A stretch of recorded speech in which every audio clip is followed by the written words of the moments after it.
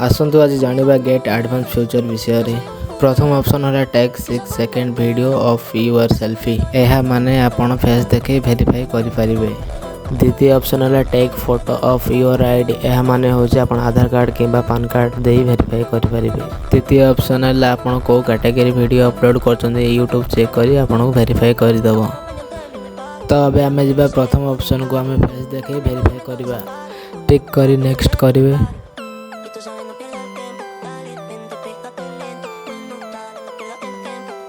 तापर बॉक्स को टिक करी आई एग्री कर देबे। तापर याको भी नेक्स्ट कर देबे।